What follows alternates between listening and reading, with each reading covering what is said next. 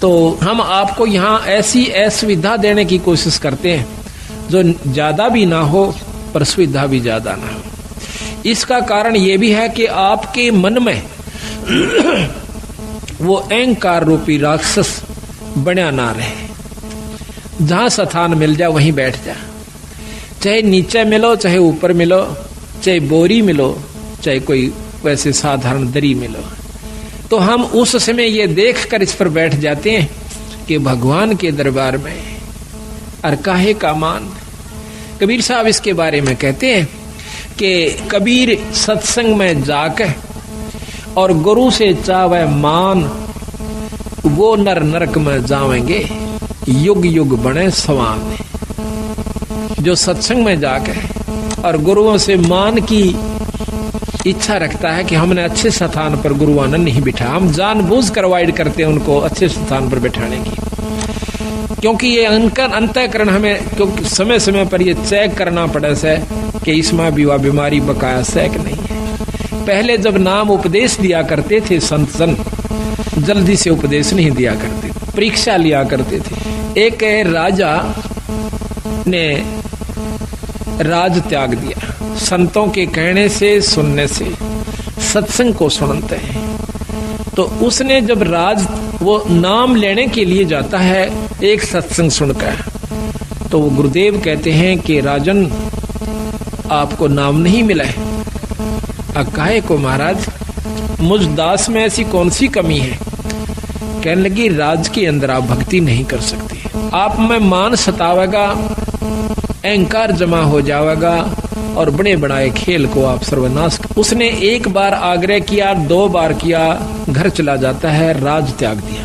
राज त्याग करके महाराज के पास आता है कि महाराज मैंने राज त्याग दिया, ये सतगुरु उपदेश दे दो महाराज, क्योंकि आत्म कल्याण का जिसको चसक पड़ जाएगी, जिसको ये दुख दिखने लगेगा, दिखाई देगा, तो वो इस काम को कर सकता है। महाराज कहते हैं गरीब तन मन धन सब अर्पिए, गरीबदास जी महाराज कहते हैं कि गरीब तन मन धन सब अर्पिए, भक्ति मुक्ति के काज और जिनके उर्म बंदगी युके इंद्र का राज।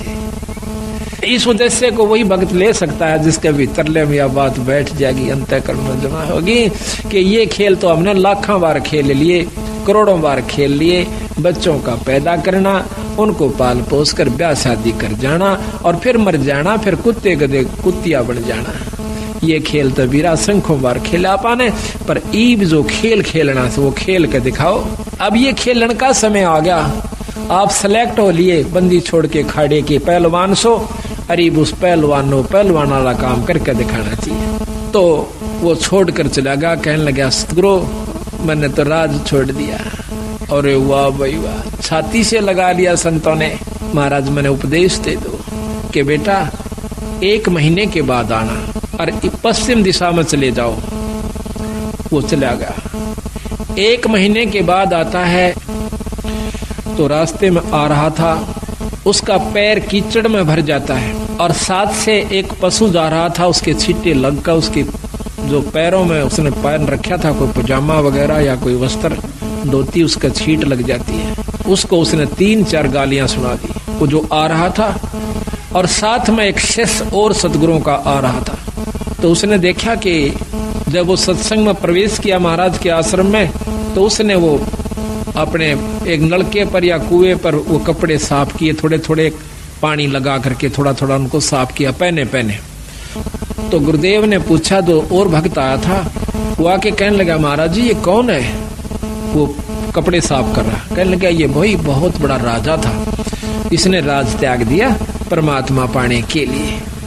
कहने लगा जी त्याग गया कुछ नहीं बताई। क्यों भाई? कि इसके ऐसे ऐसे छींटे लगे, गालियां मंड रहा था उसको। अच्छा अरे वाह, चौखा तो न बता दिया मेरे को। वो आके लंबी डंडौत करी, ओहो आओ भगत जी, राजा जी आगे। राजा कहा जब खुश हुआ, आओ राजन बैठो। बड़ा प्रसन्न हुआ, बैठ के सतगुरु उपदेश दे दो। अग बेटा अभी तो 1 साल के बाद आना। भोजन पाया, उठ के चला गया। 1 वर्ष के बाद फिर आता है, वापस आकर के अब सतगुरु ने पूछा कि देखना कि आज वो आएगा, दिन रख दिया कि उस दिन आना और इस समय आना।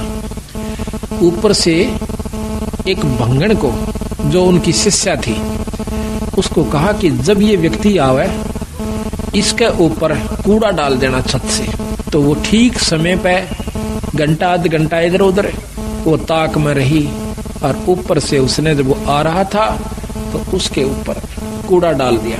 कूड़ा डालते ही वो, हाँ, जब उसने पूछा था सतगुरु मुझे नाम क्यों नहीं मिलेगा, कहने लगा भाई आपने ये कीचड़ लगा जब उसको गालियां दे दी जिसकी भैंस पशु था साथ में।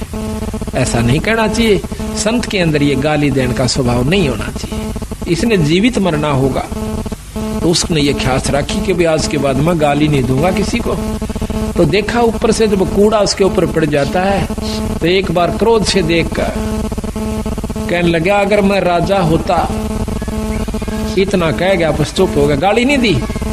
अगर मैं राजा होता तो मतलब भाव ये था कि अब तेरा मैं बक्कल उतरवा देता।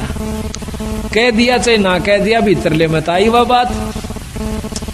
तो उसको, उस जमादारनी को, भंगण को कहा था कि बेटी जो इसका आओ भाव हो मुझे बताना।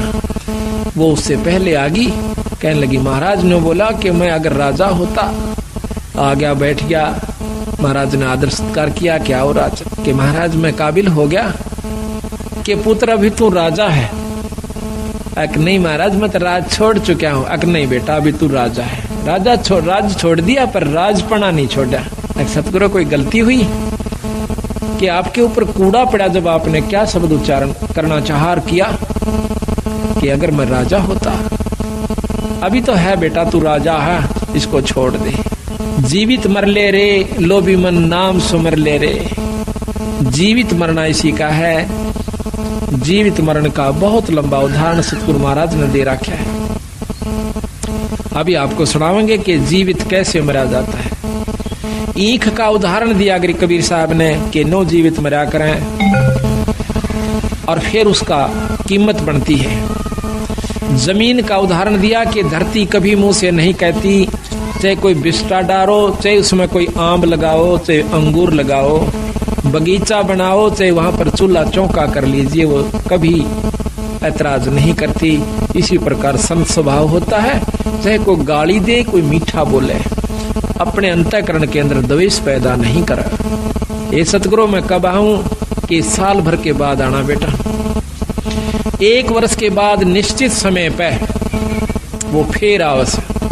तो उस समय ऊपर से चौड़ा भर के डालना था। उस भंगण को कह दिया एक और व्यक्ति को कि ऐसे करना कि जब ये आवस के ऊपर गारा और पेशाब मिलाकर पशु का वो डाल देना। जब वो आ रहा था तो उसके ऊपर वो चौड़ा डल गया, ऐसे जैसे धोखे से। ओहो हो भाई मैंने ख्याल से नहीं करा, माफ करना।